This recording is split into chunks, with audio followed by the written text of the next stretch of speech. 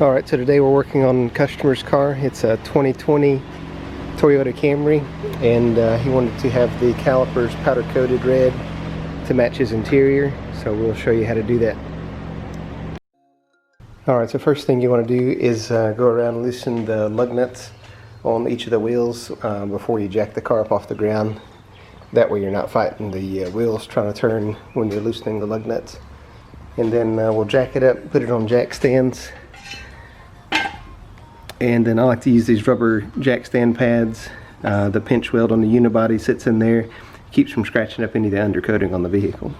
Alright, to remove the front caliper and bracket, there's two 14mm bolts holding the caliper on. So there's one up top, one in the back. There's the bleeder screw, and then the brake line banjo bolt. So we'll take those out, and then there's two larger bolts, one at the top, one in the bottom, that hold on the caliper bracket. Alright, and so just a little tip, when you're taking the brake line bolt loose, you want to make sure to have a catch pan or something underneath it to catch all the brake fluid as it drains out. Alright, so we've got the caliper and caliper bracket off now. Basically we use three tools.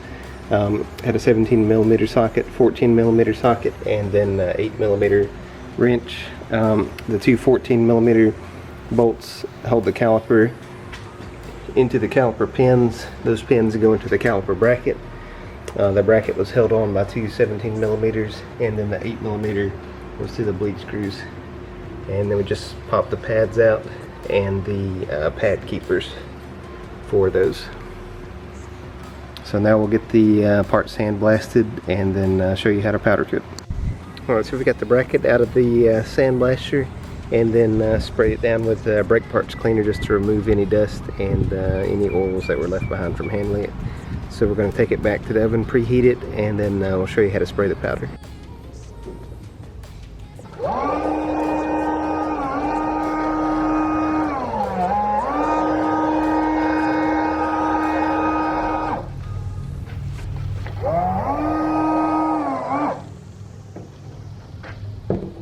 So we've got a nice even coat. Make sure all the cracks and crevices are covered. Then we'll stick it back in the oven, bake it for about 20 minutes, and pull it out and let it cool down. Alright, so we've got the first caliper bracket out of the oven. Turned out pretty good. We're going to let it cool down, and then we'll put it back onto the car. Alright, so we got the back brake disassembled. We got the caliper. There's two 14mm bolts holding the caliper to the caliper pins. The electronic parking brake was held on with the Allen head 5mm. Then the caliper bracket was held on by two 17mm bolts. Had to use a box end wrench to get onto the top caliper bolt because the position of the electronic parking brake wouldn't let the ratchet and socket get on it. Alright, one thing that I always recommend is putting some blue Loctite on the bolts when you put them back together. Alright, so once you get the calipers put back on, then you want to go around and bleed them all. You want to start with the rearmost calipers, the one furthest away from the brake master. Always go through all of them twice just to make sure all the air is out of the system. And then put the wheels back on, torque the lug nuts, and it'll be ready to go. Alright, and here's the finished product.